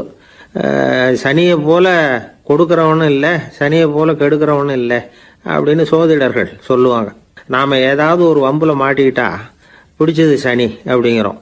ராவணன் எப்பேற்பட்ட வீரன், அவனே சனி பார்வைப்பட்டது தானே சங்கடப்பட ஆரம்பிச்சான் அப்படின்னார் நண்பர். அது எப்படிங்கன்னு கேட்டேன். அவர் சொல்ல ஆரம்பிச்சார், இந்த ராவணன் இருக்கானே நவ கிரகங்களையும் பிடிச்சி கொண்டுட்டு வந்து தன்னுடைய சிம்மாசனத்துல அப்படியே படிகளா போட்டு வச்சுட்டானா, ஒவ்வொரு படியா. பாவம் அந்த 9 தேவதைகளும் ஒவ்வொரு படியா குப்புற கிடக்குறாங்க. நவக்கிரகம் நம்மளை ஆட்டி படைக்குதுன்னு நாம சொல்லிட்டு இருக்கிறோம். ஆனா அந்த நவக்கிரகங்களை ராவணன் எப்படி வச்சிருந்தான் பாருங்க. எல்லாரையும் சிம்மாசனத்துக்கு பக்கத்துல படிப்படியா போட்டு வச்சிருக்கிறான். காலை அது மேல வச்சுதான் ஏறி போகணும். வேற வழி இல்லாம எல்லாரும் குப்புற விழுந்து கிடக்குறாங்க. ராவணன் ஒவ்வொரு தடவையும் இவங்க முதுகுல அடி வச்சு ஏறி தான் அந்த சிம்மாசனத்துக்கு போறது வழக்கம். இப்படி நடந்துகிட்டு இருக்கிறது நாரதர் கண்ணுல போட்டுட்டு தான். அவர் சும்மா இருப்பாரா? யோசனை பண்ணார், என்ன செய்யலாம் அப்படின்னு. ஒரு முடிவு பண்ணிட்டு நேரா ராவணன் கிட்ட போனாராம். ராவணா, நீ நவக்கிரகங்களை பிடிச்சு கொண்டாந்து உன்னுடைய சிம்மாசனத்துக்கு படிகளா போட்டு வச்சிருக்கிற, அது உன்னுடைய வீரத்தை காட்டுது. இருந்தாலும் ஒரு விஷயத்த நீ யோசிச்சு பார்க்கணும். ஒவ்வொரு தடவை நீ சிம்மாசனத்துக்கு போகும்பொழுதும் நவக்கிரகங்களின் முதுகல் அடி வச்சு நீ ஏறி போற, அது உனக்கு பெருமை கிடையாது. அவங்களுடைய மார்புல அடி வச்சு ஏறி போகணும், அதுதான் உனக்கு பெருமை அப்படின்னாராம். இவர் சொல்றதும் சரிதானே அப்படின்னு யோசிச்சிருக்கான் ராவணன். உடனே குப்புற கிடந்த நவக்கிரகங்களை திருப்பி மல்லாக்க போட்டான். அவங்க மார்புல அடி வச்சு மேலே ஏறி சிம்மாசனத்துக்கு போனானா. அப்படி போயிட்டு இருக்கும் பொழுது சனி பகவானின் பார்வை அவன் மேல பட்டுதான். அவ்வளவுதான். என்னாச்சு தெரியுமா? சூர்பனகை தேடி வந்தா. சீதையோட அழகை பத்தி தன்னுடைய அண்ணங்கிட்ட சொல்ல ஆரம்பிச்சுட்டா. விவகாரம் ஆரம்பமாயிட்டது. அதுதான் சனியினுடைய வேலை அப்படின்னு சொல்லி இந்த கதையை சொல்லி முடிச்சார் என்னுடைய நண்பர். ஆக சனியின் பார்வை நம்ம பேல படாம பாத்துக்கிறது தான் நல்லதுங்கிறீங்க அப்படின்னு. ஆமா சார், இப்ப கூட நான் உங்க வீட்டுக்கு வந்திருக்கிறதே ஒருத்தருடைய பார்வை என் மேல படக்கூடாதுங்கிறதுக்காகத்தான் அப்படின்னார். யாருங்க அதுன்னு என்னுடைய மாமனார் சார். அவசரத்துக்கு அவர்கிட்ட கொஞ்சம் கடன் வாங்கிவிட்டேன். நம்ம மாப்பிள்ளை தானேன்னு சொல்லி அவரு விட்டு கொடுக்கறதுக்கு தயாரா இல்லை. இன்னைக்கு இப்ப அவர் எங்க வீட்டுக்கு வரக்கூடிய நேரம், அதுதான் அவர் பார்வையிலிருந்து படாம தப்பிக்கலாங்கிறதுக்காக இங்க வந்துட்டேன் அப்படின்னார். பார்வை படணும்னு இருந்தா பட்டுத்தான் தீரும் போல இருக்கு அப்படின்னா. என்ன சார் சொல்றீங்கன்னார் ஒன்னும் புரியாம. நீங்க இங்கதான் வருவீங்கன்னு அவருக்கு ஏற்கனவே தெரியும் போல இருக்கு. அதனால உங்களுக்கு முன்னாடியே உங்க மாமனார் இங்க வந்துட்டார். அதுவும் அந்த பீரோவுக்கு பக்கத்துல தான் பின்னாடி மறைஞ்சு நின்றுட்டு இருக்கிறார் அப்படின்னு. ஒரு பள்ளிக்கூடம், அதுல வசதியான வீட்டுக்குள்ள ஒருத்தன் படிச்சுக்கிட்டு இருந்தான். இன்னொரு ஏழை பையனும் அங்க படிச்சுக்கிட்டு இருக்கிறான். இவங்க 2 பேரும் ஒரே தெருவில் தான் இருக்கிறாங்க. பணக்கார வீட்டு பையன் பங்களாவில் இருந்தான். அவனுக்கு வேலை செய்யறதுக்காக சில வேலையாட்கள் உண்டு. அதனால அவன் நல்லா சாப்பிடுவான், தூங்குவான். ஏதோ வரணுமேங்கிறதுக்காக பள்ளிக்கூடத்துக்கு வருவான், போவான், அவ்வளவுதான். இந்த ஏழை பையன் இருக்கானே, அவன் அப்படி இல்லை. காலையில எழுந்திருப்பான், உடற்பயிற்சி பண்ணுவான், அவங்க வீட்டில் கிடைக்கிற சாதாரண உணவு அதை அளவோட சாப்பிடுவான், வீட்டில் உள்ள வேலைகளையும் செய்வான், பள்ளிக்கும் தவறாம வந்துடுவான். அவனுக்கு கூட பிறந்த சகோதர சகோதரிகள் 8 பேர். எல்லாரும் தன்னம்பிக்கையோட அவங்க வேலையை செஞ்சுக்கிட்டு இருந்தாங்க. இந்த பையன் எப்பவும் உண்மையை தான் பேசுவான், கடமையை ஒழுங்கா செய்வான். ஆசிரியர்களுக்கு இவனை ரொம்ப பிடிக்கும். அதனால இவனை அந்த பள்ளிக்கூடத்து மாணவர் தலைவனா ஆக்கியிருந்தாங்க. இது அந்த பெரிய இடத்து பையனுக்கு பிடிக்கல. மாணவர் தலைவனுக்கு பணிஞ்சு போறதுக்கும் அவனுக்கு விருப்பம் இல்லை. ஒரு நாள் வகுப்புல ஆசிரியர் எல்லா மாணவர்களுக்கும் ஒரு வேலை கொடுத்தார். எல்லாரும் அதை சுறுசுறுப்பா செஞ்சுக்கிட்டு இருக்கிறாங்க. இவன் மட்டும் சோம்பலா உட்காந்துருக்கிறான். ஆசிரியர் அந்த பக்கமா வந்தார், இதை பார்த்துட்டார். உடனே மாணவர் தலைவனா இருக்கிற அந்த ஏழை பையனை கூப்பிட்டார். இதை பாருப்பா, ஏன் அந்த பையன் இப்படி சும்மா உட்காந்துருக்கிறான், என்னன்னு விசாரிச்சு சொல்லு அப்படின்னு சொல்லிவிட்டு உள்ள போயிட்டார். இவன் மெதுவா போய் அவன்கிட்ட விசாரிச்சான், ஏன் இப்படி சோர்ந்து போய் உட்காந்துருக்கிற அப்படின்னு. அவன் ரொம்ப அலட்சியமா இவனை திரும்பி பார்க்கறான். என்னோட சிரமம் உனக்கு என்ன தெரியும்? வீட்டில் என்னுடைய சௌகரியங்களை கவனிக்கிற வேலையாட்கள் 2 பேரும் இன்னைக்கு வேலைக்கு வரல. அதனால என்னோட வேலையெல்லாம் நானே கவனிக்கிற மாதிரி ஆயிட்டுது. அதனால சோர்ந்து போயிட்டேன் அப்படின்னு நான். அப்புறம் கேட்டிருக்கான், அது சரி, உன்னுடைய வீட்டில் உன்னுடைய வேலைக்காரங்க வராத போது நீ எப்படி சமாளிக்கிற அப்படின்னு கிண்டலாக கேட்டிருக்கான். அதாவது இவன் ஏழைங்கிறதையும் இவன் வீட்டில் வேலை செய்யறதுக்கு யாரும் இல்லைங்கிறதையும் இப்படி சொல்லி கிண்டல் பண்ணுறான். இந்த ஏழை பையனுக்கு இது புரிஞ்சுது, மனசு வேதனை போட்டுது. இருந்தாலும் வெளியில் காட்டிக்காமல் சிரிச்சுக்கிட்டே சொன்னானா, எனக்கு அந்த கவலையே கிடையாது, என்னுடைய உதவிக்கு நான் நினைச்ச உடனே என்னுடைய காரியத்தை செய்யறதுக்கு 8 பேர் எப்பவும் தயாராக இருப்பாங்க அப்படின்னு. இவன் இப்படி சொன்னதும் அவனுக்கு ஒரு மாதிரி ஆயிட்டு தான், தலையை குனிஞ்சுக்கிட்டே போயிட்டான். உள்ளே உட்காந்துருந்த ஆசிரியர் காதில் இது விழுந்தது. உடனே இந்த ஏழை பையனை உள்ளே கூப்பிட்டு போனார், கேட்டார், என்னப்பா அப்படி சொல்கிற? இவன் பொய் சொல்ல மாட்டாங்கிறது அவருக்கு தெரியும், அவனை சமாளிக்கிறதுக்காக இப்படி ஒரு பொய்யை சொல்லியிருப்பாங்கிறதையும் அவரால் ஏற்றுக்க முடியல. ஏப்பா நீ நினைக்கிற காரியத்தை செய்ய 8 பேர் தயாராக இருக்கிறதா சொன்னியே, உன்னுடைய சகோதர சகோதரிகளை குறிப்பிட்டு அப்படி சொன்னியா அப்படின்னு கேட்டார். இல்லைங்க ஐயா, நான் அவங்கள குறிப்பிட்டு அப்படி சொல்லலைன்னா. அப்படின்னா பொய் சொன்னியா? இந்த சின்ன விஷயத்துக்கு அப்படி பொய் சொல்லலாமான்னார். ஐயா நான் பொய்யும் சொல்லலைன்னா. இவன் அப்படின்னா நீ சொன்னதுக்கு என்ன அர்த்தம்னார். இப்போ அந்த பையன் சொல்கிறான், ஐயா நான் நினைக்கிறத செய்து முடிக்க என் கூட இருக்கிற அந்த 8 பேர் யாருன்னா 2 காலு 2 கை வாய் மூக்கு கண்ணு காது ஆக மொத்தம் 8. இவங்க தான் அந்த வேலை ஆட்கள். நான் சொல்கிறத செய்யறதுக்கு, நான் சொல்கிறத கேட்கறதுக்கும் செய்யறதுக்கும் அவங்க எப்பவும் தயாராக இருக்காங்க.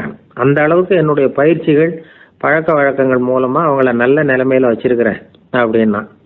இந்த கதையை சுவாமி சின்மயானந்தர் சொல்கிறது வழக்கம். இயற்கை நமக்கு கொடுத்துருக்கிற வேலையாட்கள் இந்த 8, இவங்களை நல்ல முறையில் வச்சிருந்து வேலை வாங்க வேண்டியது நம்முடைய கடமை. அந்த கடமையை ஒழுங்காக செஞ்சுக்கிட்டு வந்தால் வாழ்க்கையில் வெற்றி நிச்சயம், இல்லைன்னா குழப்பம்தான். புத்தி சரியா இல்லைன்னா இந்த வேலையாட்கள் நாம் சொல்கிறத கேட்க மாட்டாங்க. ஒருத்தன் குடி போதையில் தள்ளாடி தள்ளாடி போய் ஒரு மரத்தில் முட்டிக்கிட்டானான். தலையில் கட்டு போட்டுக்கிட்டு மறுநாள் வந்திருக்கான். ஏன்டா இப்படி பண்ணுறேன்னு கேட்டிருக்காங்க. நான் ஒதுங்கி போன்னு தான் சொன்னேன், அது கேட்கல அப்படின்றான். எது கேட்கல? உன்னோட காலா அப்படின்னு கேட்டிருக்காங்க. இல்லைங்க அந்த மரம் அப்படின்னு நானா. ஒருத்தர் குதிரை ரேஸுக்கு போனார், பணம் கட்டினார், தோற்று போயிட்டார். மறுபடியும் போனார், பணம் கட்டினார், தோற்று போனார். அடுத்த தடவையும் பணம் கட்ட போனப்போ அவரை தடுத்து கேட்டோம், ஏன் சார் ஏற்கனவே விட்டது போதாதா, இன்னமும் இருக்கிறத விடணுமா அப்படின்னு கேட்டோம்.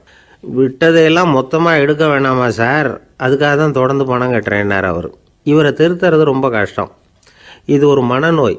மனநோய்களில் பல வகை உண்டு.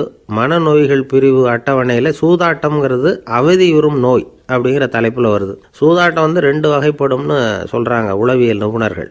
ஒரு வகை எப்படின்னா நண்பர்களோடு சேர்ந்துக்கிட்டு மகிழ்ச்சியும் கிளர்ச்சியும் அடையிறதுக்காக ஈடுபடுறது, பிரச்சனைகளை தீர்க்கறதுல ஒரு ஆர்வம், கேளிக்கைக்காக கொஞ்சம் விட்டு பிடிக்கிறது அப்படிங்கிற மனுஷனுடைய அடி மனசில் உள்ள விபரீத பிணைய சுபாவம், இதெல்லாம் அதுக்கு காரணம்.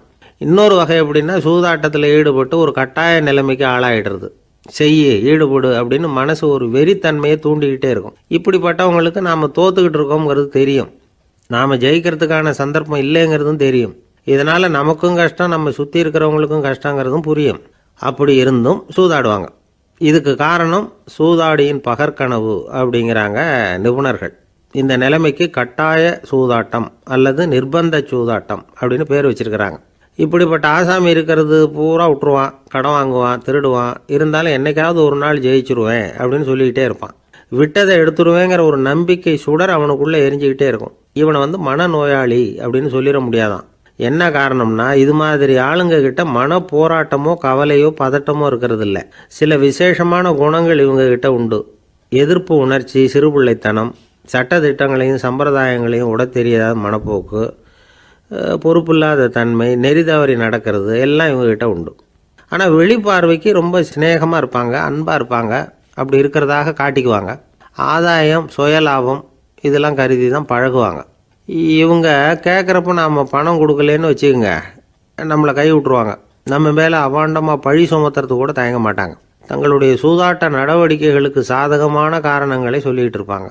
நீ வேணும்னா பாரு, ஒரே நாளில் நான் இழந்ததையெல்லாம் மீட்டு லட்சாதிபதி ஆறேன்னா இல்லையா பாரு அப்படிம்பாங்க.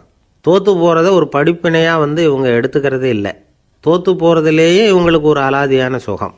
தனக்குத்தானே துன்பத்தை வரவழைச்சிக்கிட்டு இன்பம் அடையிறதுக்கு தன்வதை சுகம் அப்படின்னு பேர். இவங்கெல்லாம் அந்த ரகம்.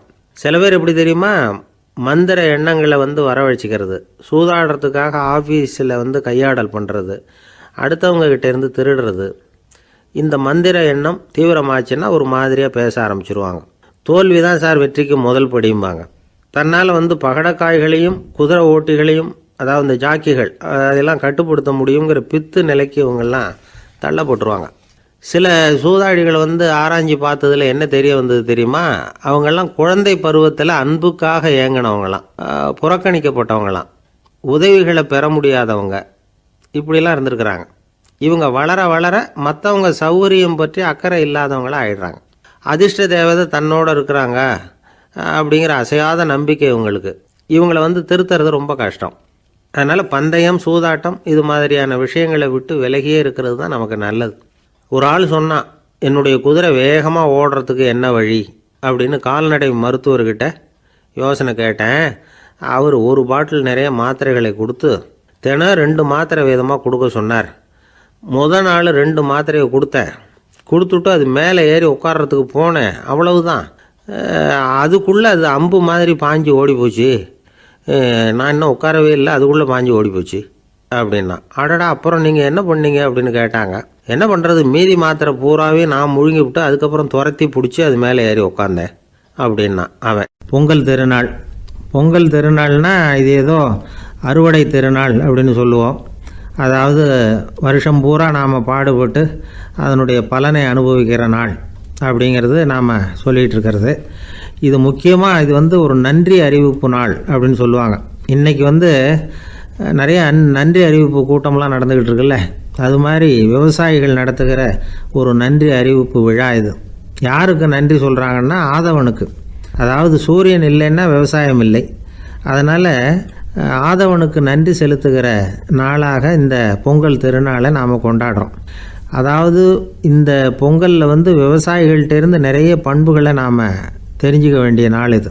விவசாயிகள் அவங்க விவசாயம் முன்னேறி இருக்கிற அளவுக்கு விவசாயிகளுடைய வாழ்க்கை தரம் முன்னேறலை. அந்த அளவுக்கு அவர்கள் நாட்டுக்காக உழைச்சிக்கிட்டு இருக்கிறாங்க. அந்த காலத்திலே அதை பற்றி ஒரு கதை சொல்கிறது உண்டு. ஒரு வயசான ஆள் நிலத்தில் ஏறு உழுதுகிட்டு இருந்தாராம். கிழிஞ்சு போன ஒரு சின்ன துண்டை தான் இடுப்பில் கட்டியிருந்தாராம். தலையில் ஒரு கந்தலை சுற்றி இருந்தார். உடம்பு பூரா சேரு, ரொம்ப ஏழை. ஏறு ஓட்டிகிட்டு இருக்கிறவர் வேறு எப்படி இருப்பார்? இருந்தாலும் அந்த ஆள் ரொம்ப ஜாலியாக பாட்டு பாடிக்கிட்டே ஏறு உழுதுகிட்டு இருந்தாராம். உடம்புல தான் அவர் ஏழையை தவிர மனசில் ஒரு ஏழையாக தெரியல. அந்த சமயத்தில் அந்த நாட்டு ராஜா அந்த பக்கமாக குதிரை மேலே வந்தாராம். வேட்டைக்கு போயிட்டு பரிவாரங்களோடு திரும்பி வந்துக்கிட்டு இருக்கிறார். ரொம்ப செல்வ செழிப்பில் இருக்கிற ராஜா அவர் இந்த வயசான விவசாயியை பார்த்துருக்கார். இந்த ஆள் ரொம்பவும் ஏழைங்கிறது அவர் பார்த்தாவே பளிச்சுன்னு தெரியுது. கட்டிக்கிறதுக்கு நல்ல துணி இல்லை, உடம்போ இழைச்சி போயிருக்குது, வயிறு முதுகில் போய் ஒட்டிக்கிட்டு இருக்கு, கண்ணு குழி விழுந்து போயிருக்குது. ஆனாலும் முகத்தை பார்த்தா சந்தோஷமாக இருக்கிற மாதிரி இருக்குது. இவ்வளோ உற்சாகமாக பாடிக்கிட்டு இருக்கிறாரே அப்படின்னு ஆச்சரியமாக நினச்சி பார்த்தார் அந்த ராஜா. சரி, அவர்கிட்ட கொஞ்சம் பேச்சு கொடுத்து பார்க்கலாம் அப்படின்னு முடிவு பண்ணார். ஐயா பெரியவரே, இப்படி கொஞ்சம் வர முடியுமான்னாராம்.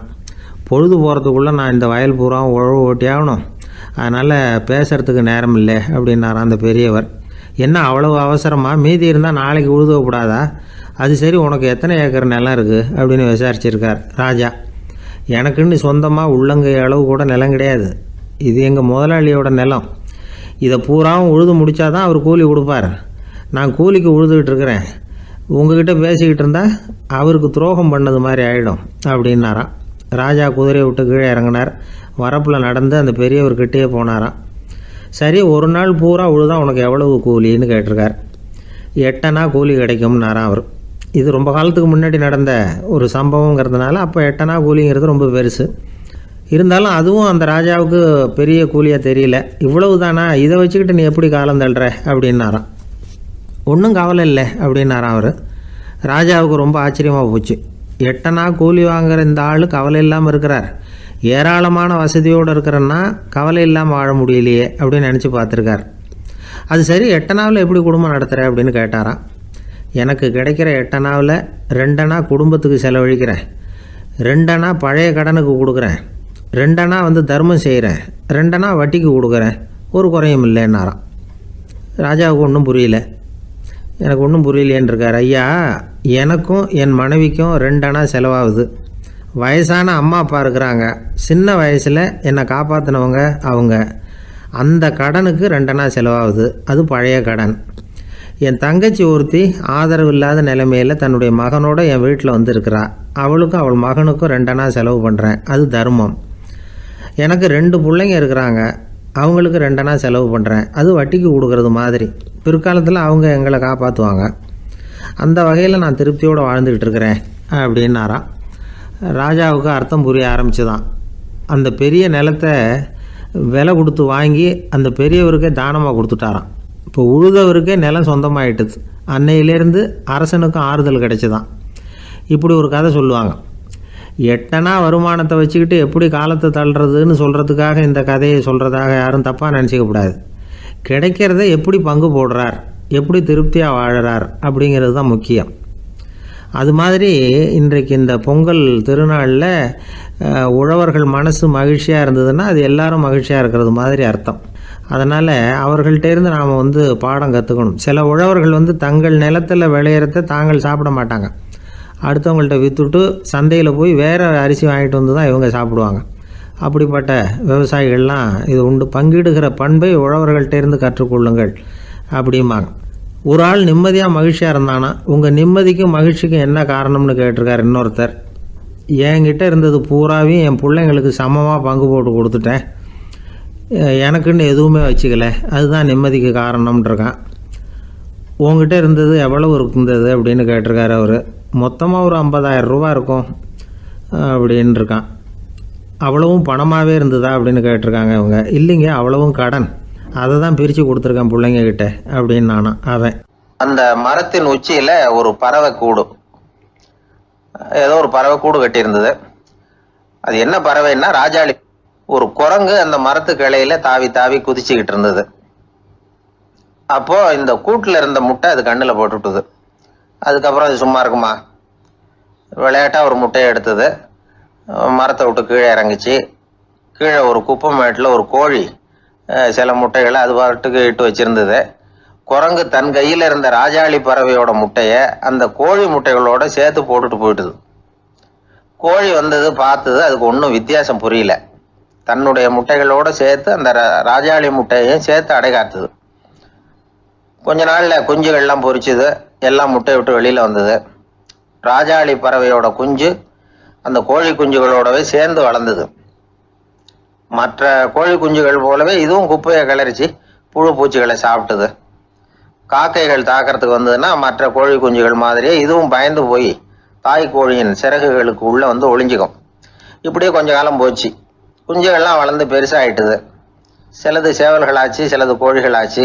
அந்த ஒன்று மட்டும் ராஜாளி ஆச்சு. ஆனால் ஒரு விஷயம், தான் ஒரு ராஜாளிங்கிறது அந்த பறவைக்கு தெரியாது. தன்னையும் ஒரு கோழின்னே அது நினச்சிக்கிட்டு இருக்கு. அப்படி நினச்சிக்கிட்டு குப்பை மேட்டை கிளறிக்கிட்டு இருக்கு. ஒரு நாள் சாயந்தர நேரம் இந்த ராஜாளி பறவை கீழே அது பாட்டுக்கு வழக்கம் போல குப்பையை கிளறிக்கிட்டு இருக்குது. அப்போ அண்ணாந்து பார்க்குது. வானத்தில் உயரத்தில் கூட்டமாக ராஜாளி பறவைகள் உல்லாசமாக வட்டம் அடித்து பறந்துக்கிட்டு இருக்கு. அதை இது பார்க்குது. இதுக்கு மனசுக்குள்ளே ஏக்கமாக போச்சான். அப்போ இதுக்கு ஆண்டவன் பேரில் கோபம் வந்துதான். ஆண்டவனுக்கு என் பேரில் ஏன் இந்த ஓர வஞ்சனை? என்னையும் ஒரு ராஜாளியாக படைச்சிருந்தா நானும் கூட இந்நேரம் ஆகாயத்தில் உல்லாசமாக பறந்துக்கிட்டு இருப்பேனே அப்படின்னு நினச்சி வருத்தப்பட்டு தான். இது வேடிக்கையாக இருக்குல்ல? ஒரு வகையில் பார்த்தா நாம் கூட இந்த ராஜாளி பறவை மாதிரி தான் வாழ்ந்துக்கிட்டு இருக்கோம் அப்படிங்கிறார் ஒரு உளவியல் நிபுணர். நம்மால் எவ்வளவு வேலை செய்ய முடியும் அப்படின்னு நாம் நினச்சிக்கிட்டு இருக்கிறோமோ அதை விட பல மடங்கு நம்மால் வேலை செய்ய முடியுமா? பல மடங்கு வேகமாகவும் வேலை செய்ய முடியும் அப்படிங்கிறார் அவர். நம்முடைய முழுமையான பலம் என்னங்கிறது நமக்கே தெரியறதில்ல, அதுதான் கஷ்டம். நம்முடைய பலம் தெரியாததுனால தான் நாம் எதுக்கு எடுத்தாலும் பயந்துக்கிட்டு இருக்கிறோம். ஒரு ஆள் இருந்தான், அவனுக்கு எப்படின்னா கோழியை கண்டா பயப்படுவான். ஏன் கோழியை கண்டா பயம்னா, அவனுக்கு மனசுக்குள்ள தான் ஒரு புழுன்னு நினைப்பு. தன்னை ஒரு புழுவாக நினைக்கும் பொழுது, புழுன்னா கோழி கொத்தும்ல, அதனால கோழியை கண்டு பயப்பட ஆரம்பிச்சிட்டான். இவன் நடுங்கிடுவான். எதிரில் கோழி வந்ததுன்னா உடம்பு பூரா நடுங்க ஆரம்பிச்சிடும். வீட்டில் இருக்கிறவங்க பார்த்தாங்க. இவனை அழைச்சிட்டு போய் ஒரு மனநோய் மருத்துவமனையில் சேர்த்துட்டாங்க. அங்கே உள்ள டாக்டர் இவருக்கு சிகிச்சையெல்லாம் கொடுத்தார். ஒரு வாரம் இவனை தங்க வச்சு வேண்டிய சிகிச்சையெல்லாம் கொடுத்து மன ரீதியாக அவனை மாற்றி, சரி இனிமேல் நீ வீட்டுக்கு போகலாம்னு சொல்லி அனுப்பி வச்சார். வீட்டுக்கு புறப்பட்டான். அப்போ சொன்னார், இதை பாருப்பா, நீ வீட்டுக்கு போகலாம், நேராக வீட்டுக்கு போ, நல்லா ஞாபகம் வச்சுக்கோ, இனிமே நீ ஒரு புழு கிடையாது, மனுஷன். தைரியமா புறப்படு, போயிட்டு வா அப்படின்னு சொல்லி வழி அனுப்பி வச்சார்.